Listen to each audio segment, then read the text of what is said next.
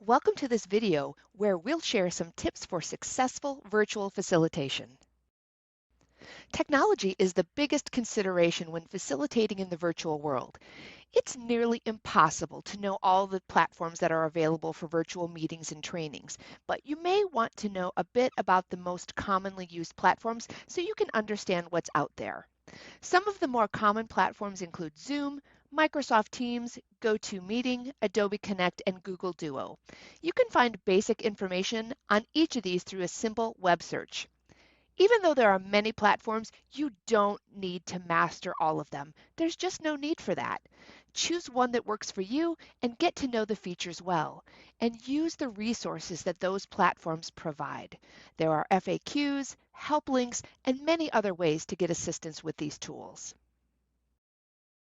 Creating a disaster recovery plan is vital when it comes to virtual learning. If you don't have a plan for what could go wrong, one learner's technology challenges can turn into a problem for the whole group. Needing to manage the entire group while helping a learner can be really difficult. Write down your plan for what to do if things go wrong. Some things to consider are, what will you do if your internet goes down? What if a participant's internet goes down? What if your or a participant's audio goes out? What if you're planning to share your screen but the screen share function isn't working? What if a learner can't log into the session? It's hard for people to think in crisis mode, so writing this plan out ahead of time will put your mind at ease. You'll know what to do if anything comes up. And keep adding to your plan if you encounter things you hadn't planned for or hadn't experienced before. Being yourself and being human is very important when delivering virtually. Since you can't always see or hear participants in the virtual environment, it might feel weird.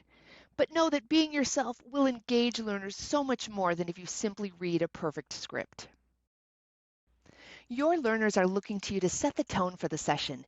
Keep your energy up, smile, and talk to your computer cameras like it's your best friend. Your knowledge as a facilitator will come through the computer screen. We also recommend starting off your session by personally and genuinely introducing yourself and then moving the group to an icebreaker activity.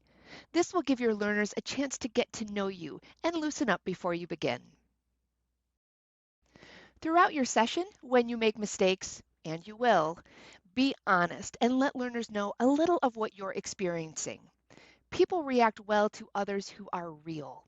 We've all been in virtual settings where things have gone wrong, like accidentally leaving yourself on mute when you start talking, and then all of a sudden you're 5 minutes into your awesome presentation and realize no one's heard a thing. Owning your mishaps helps your learners feel comfortable once they realize they don't need to be perfect either. Your facilitation space needs to feel good to you. You need to feel comfortable and natural wherever you are, so get comfy. If you're used to standing when you present, configure your desk so that you can do that as you present virtually. Think about how your computer screens will be set up. If you'll use two monitors, which we recommend, a headset, which we also recommend, and all of the other things, like a glass of water, you'll need to have while facilitating. Make sure you also have your disaster recovery plan at hand, along with any backup technology like earbuds, a Wi-Fi hotspot, and your cell phone. Give this some thought ahead of time and try some different options out before your live session to see what works. Finally, let's talk about some considerations for your learners. Virtual learners are hungry for those relationships that naturally develop at in-person events and when working face-to-face. The shift to more virtual work environments means that learners have an even greater desire for this when working with colleagues.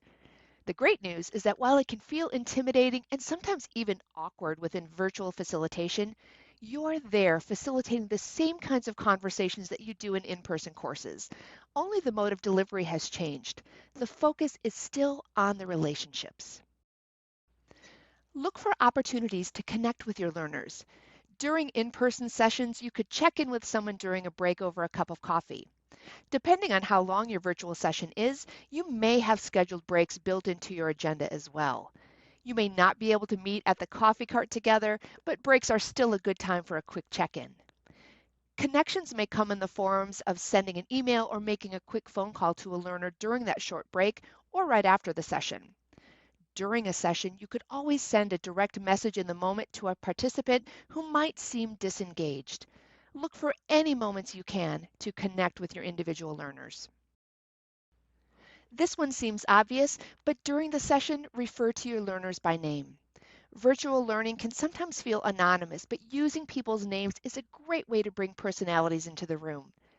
Thank them by name for their contributions. Use their names when you're providing examples and look for other ways to personalize the interactions with this simple technique. Creating connections is a matter of shifting your mindset a bit. You can still ask the important questions and host discussions in the virtual realm. The magic happens in the conversations, whether in the virtual world or in person. If you're not sure where to begin, start with a facilitation kit for whatever program you're doing. There are helpful resources and tools you have right at your fingertips. Ensure that participants play an active role in their learning. Don't lecture for more than 5 to 7 minutes before engaging people with an activity. Even simple things work, like a quick question they can answer out loud or type in the chat box. Affirming their answers and calling out their contributions will lead to people feeling connected.